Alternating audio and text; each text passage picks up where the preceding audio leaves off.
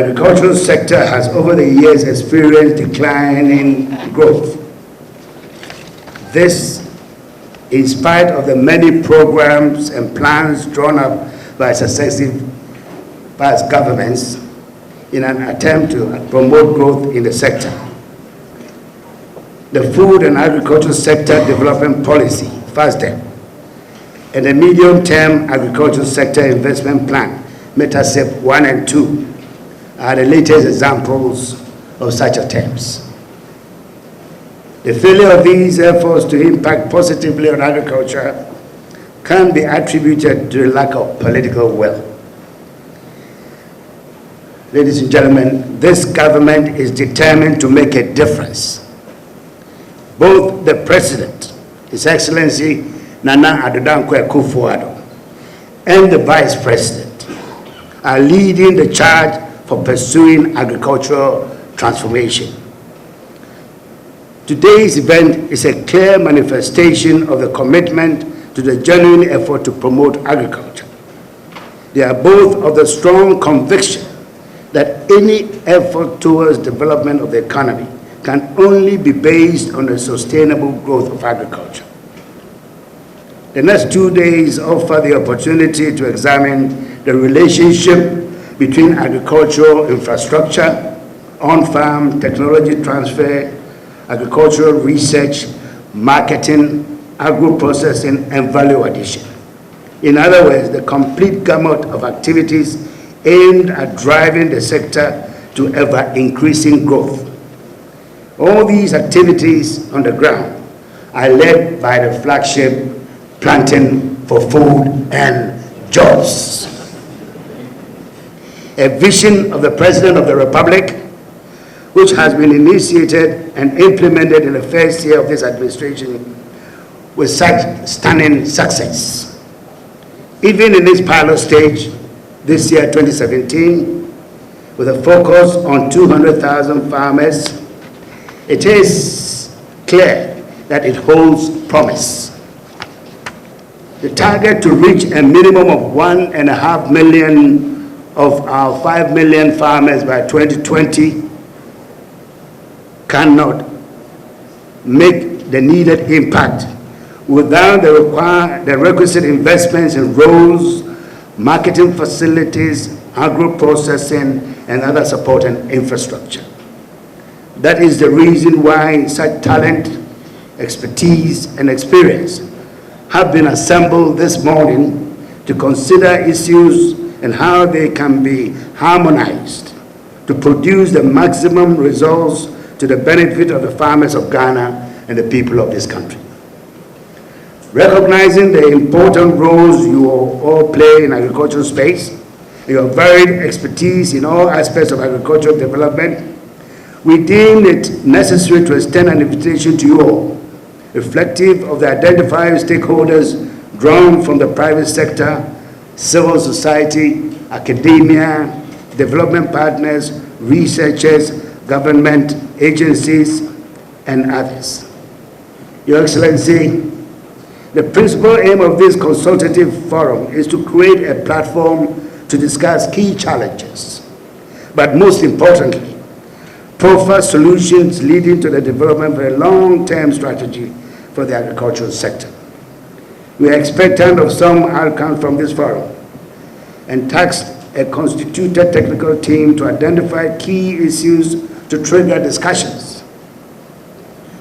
These discussions center on the nature of interventions necessary to increase productivity and production for our smallholder and large private farmers, what government needs to do to create an enabling environment and institute conducive policies to stimulate private sector investors in the agricultural space, how government can work with the private sector to improve efficiencies in cross-cutting issues in areas of access to finance, research and technology adoption, and so on. And finally, well, I have quite a few, provide suitable water management and control facilities to address climate change effects, improve seed and planting material production, quality and dissemination and use, enhance the provision and access to mechanization services for cultivation, harvest, and handling of varied agricultural products, minimize post-harvest and processing losses, improve the quality and competitive value of all agricultural commodities locally produced, improve research, technology, dissemination, and capacity building in agricultural value chain operations, and establish reliable credit and input access, utilization, and recovery schemes. We must feed our population. We must provide raw materials for industry. We must sustain our environment, and we must use our natural resources to generate employment, catalyze rural development, and create wealth. The vision of His Excellency the President is to inject renewed energy and the right spirit to reinvigorate the agricultural sector. This meeting is the President's call to all our smallholder farmers, agribusiness entrepreneurs, processors and manufacturers, service providers and researchers to actively engage all aspects of the agricultural value chains as a business, whether it is in grains, legumes, root crops, poultry, and aquaculture or tree crops. Part of our charge is to motivate our young women and men to view and to engage in agriculture as a viable business. Post-independence, we have tried several initiatives since independence. Post-independence, the next major push for agriculture involved the Operation Feed Yourself program in the campaign to promote local small-scale production. Subsequent governments provided their own impetus to agriculture, provided different leadership and focus, often favoring large-scale capital-intensive production with some support for small-scale production, but with limited consideration on how to push agriculture as a precursor for industrialization. Under the Fourth Republic, successive governments over the past 2 decades initiated fertilizer, seed, mechanization, subsidy, and support programs. There were infrastructure works in feeder roads, irrigation, and investment programs to increase food security and promote value addition. In the past decade and a half, the contribution of agriculture to GDP has fallen behind services and industry, falling as low as 0.8% of GDP in 2011, in part due to the coming of production of oil and gas. Though the sector improved its contribution to GDP to 2.3% in 2012 and 5.2% in 2013, its performance declined subsequently, prompting some observers to suggest that Ghana's agriculture may be suffering from the conventional Dutch disease, where agricultural production suffers because of the flight of labor and capital into more lucrative non-agriculture producing sectors.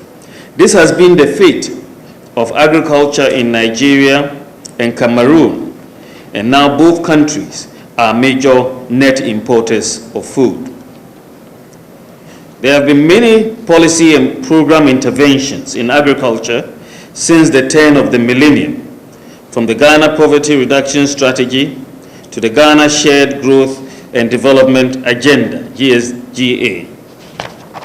The Food and Agricultural Sector Development Policy, the FASDEP, was aligned to the Comprehensive African Agricultural Development Program, CAADP. Its corresponding investment plan was detailed in the Medium-Term Agricultural Sector Investment Plan, the METASIP. These policy frameworks and programs were in addition to other donor-supported specific programs, bilateral funding projects, and state-focused programs such as the Outgrower Value Chain Fund, Ghana Agricultural Sector Investment Program, Export Development and Agricultural Industry Fund, the ADIF, and numerous grants aimed at the sector. While these have been helpful, we are yet to realize fully the desired results in modernizing agriculture and transforming the sector to catalyze an industrial growth through agro-based manufacturing. We need consistency and comprehensiveness if the transformational integration process is to provide us the requisite coordination and harmonization for the different initiatives and programs so that we can deal with Ghana's agricultural challenges. Under the leadership of His Excellency Nana Addo Dankwa Akufo-Addo, this government has set out to address these challenges, beginning with some flagship programs. Planting for Food and Jobs to promote crop production and create jobs. One district, one warehouse to solve the storage and some post-harvest difficulties. One district, one factory for value addition and to provide stable markets for produce. One village, one dam in the Savannah area as an infrastructural support. We have also introduced recently a digital property addressing system which would allow us to locate where farmers are if you're going to get various inputs like fertilizers and seeds to them. At this stage, I would like to crave your indulgence to comment on this digital property addressing system because there is a lot of misunderstanding. And I think I will use the opportunity of this platform to clear some of this misunderstanding. Yesterday, I read that the former president, no less a person than the former president, President Mahama, described Ghana's National Digital Property Addressing System as a 419 scam. When I read his reasoning for such a description,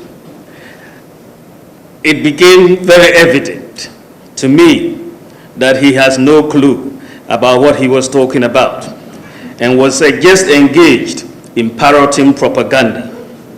I actually had a good laugh. Let me therefore take this opportunity to educate him and others who may think like him about Ghana's landmark digital property addressing system, which has been achieved in less than 1 year and something his government could not do in 8 years. I hope that in all humility, former President Mahama can now accept criticism from me, since by the grace of God I have now occupied the office of Vice President of the Republic.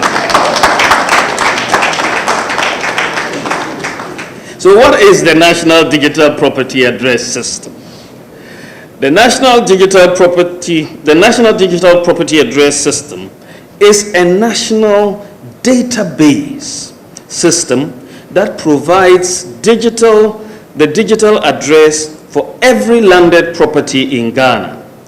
Basically, every 5 by 5 square meter property in Ghana has a unique digital address on the grid with the region, the district, and the postcode. Every 5 by 5 square meter piece of space, land that we have in Ghana is uniquely identified by the region, the district, and the postcode. Under this system, we have a total of 16.1 billion addresses that have been generated for the whole of Ghana.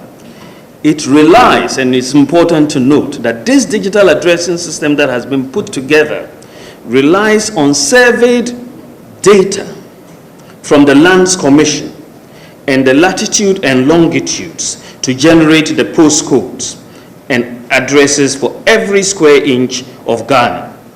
The National Digital Property Addressing System comes with the National Address Registry to keep records of all citizens on where they register as their office and their residential addresses.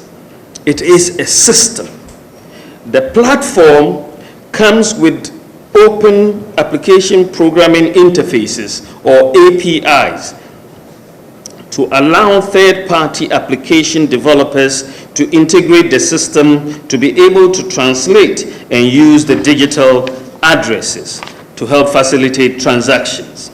It is important to note that the National Digital Property Addressing System is independent of Google and any other mapping tool. Google will not give you the postcode, the region, or the district for any particular location. For example, it will not give you a register of data of addresses for every user. If you go to Google and try to find a register of addresses for every user in Ghana, it will look at you and stare you in the face and will not be able to respond. Banks, for example, cannot confirm an address by going to Google Maps, but they can do so through the National Digital Property Addressing System for registered users. It is very, very important, and this is where people like the former president get it wrong. It is very important that we distinguish the National Digital Property Addressing System from the applications that are developed to use the system. We should not confuse the system with the applications. The Ghana Post GPS app is a tool that helps everyone easily know what their address is. It relies on the open APIs of the National Digital Property Addressing System to retrieve addresses for properties across the country. The app, this Ghana Post GPS app, uses maps provided by Google, OpenStreet, ESRI, and Bing to aid its easy identification and navigation. It is expected that many app developers will integrate the apps into the National Digital Property Address System and utilize the address system to push e-commerce and service delivery. One can see organizations such as Ghana Water, ECG, banks, and so on, developing apps using the National Digital Property Addressing System for their own purposes. Cocoa Board, for example, can develop an app using this system to find out where all the cocoa farms in Ghana are located. You can similarly do the same for rice farmers to find out where all of them are located, and we can therefore know how to target them better.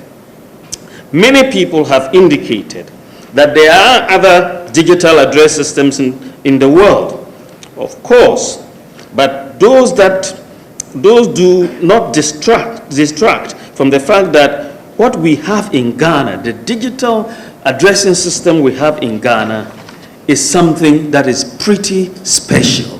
It's pretty special.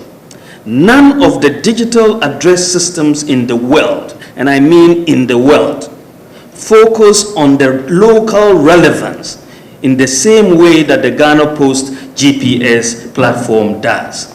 The Ghana Post GPS platforms relies on surveyed data to provide addresses. So the data is consistent with the data as in Lands Commission data. So when they tell you that you are in this region, it's because you are actually in this region as classified by the Lands Commission. These are your boundaries. No other digital platform that we know of has that particular capability in the, or is actually functional in that way.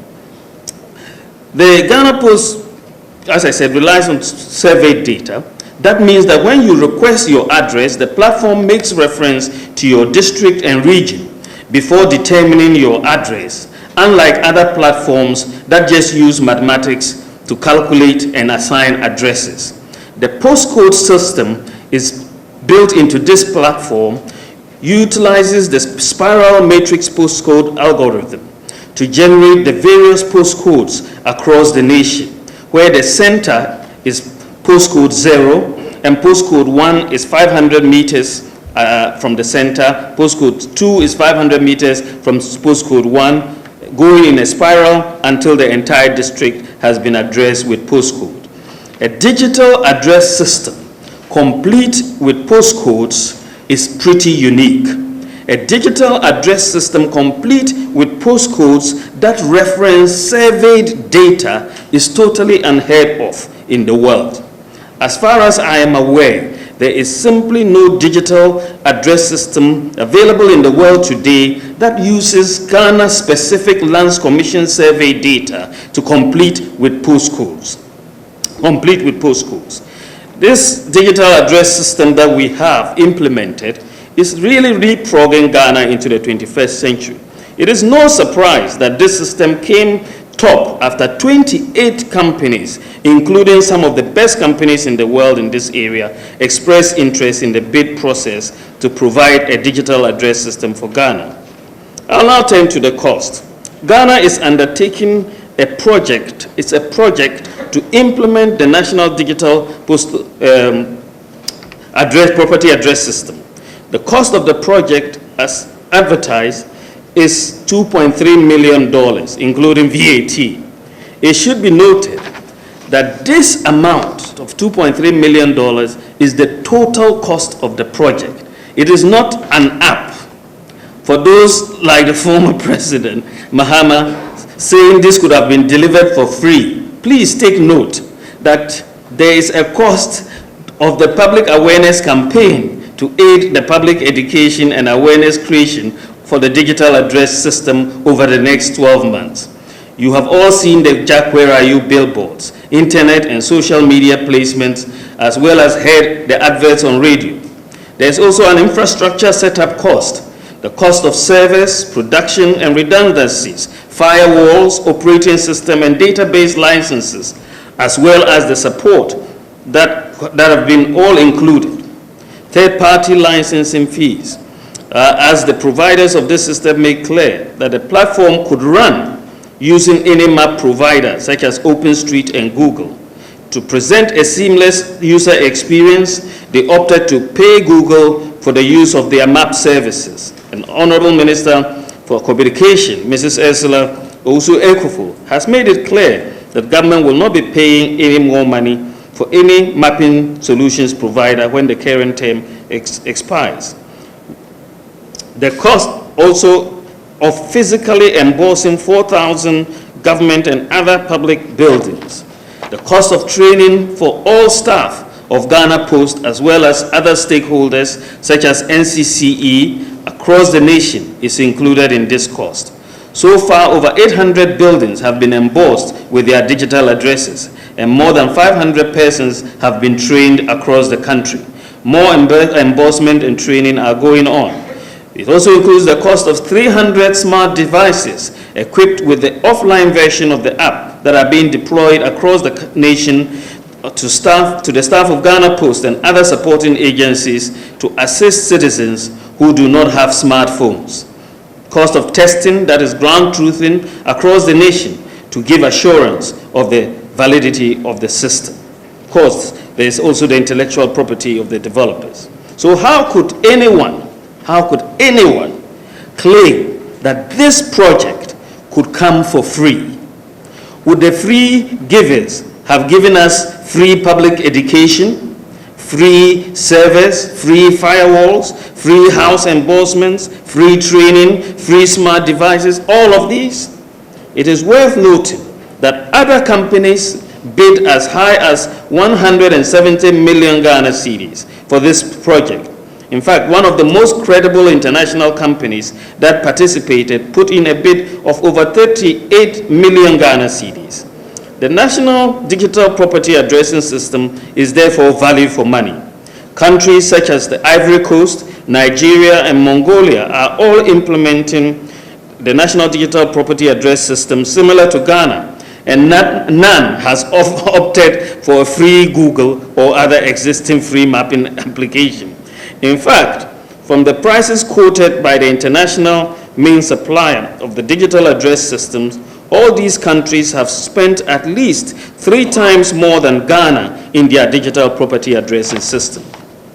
For the former President Mahama to claim that Ghana's National Digital Property Addressing System and the accompanying Ghana Post GPS app is a 419 scam simply demonstrates a complete lack of understanding of the system. We have been witnesses to 8 years of his governance as Vice President and President, and we know what 419 scams look like. The National Digital Property Addressing System is not your 419 200 million Ghana cedi SADA guinea fowl and tree planting scam. It is not your 419 Smarties bus branding scam, and it is not your 419 $23 million runway at Kumasi Airport. It is not your 419 $952 million JIDA scam, and it's not the 419 $14 million mansion for the Vice President. It's also not the 419 657 million Ghana cedi, Wyoming, Waterville, and other judgment debt scams. We know a 419 scam when we see one, and that unfortunately was the hallmark of the administration of former President Mahama. Ghanaians will find out more soon, very soon, as people are held legally accountable for all these scams. With the record that the former president has in the area of governance, it is incredible that he would have the effrontery to talk about 419 scams.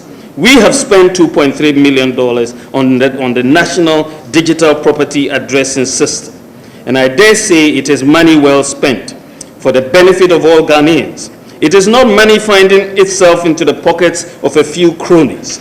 We did not spend it on guinea fowls or bus branding or overpriced mansions and contracts or ghost roads. We have spent it on something productive. As a result, Ghana has an excellent digital addressing system. If the former President Mahama can take care and some time just to read and learn about it. It was developed by Ghanaians, and we should collectively take pride in their work and not try to pull them down.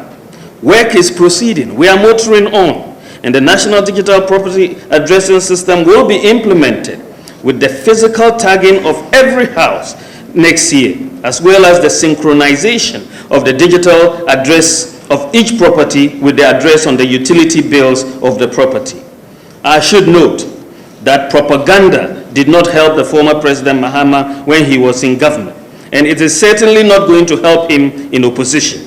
We welcome constructive criticism, but before you criticize, please take your time to make sure you know what you're talking about. Otherwise, you would sadly be exposed as being ignorant of simple facts, as is the case. Now that I've gotten that off my chest, I can move.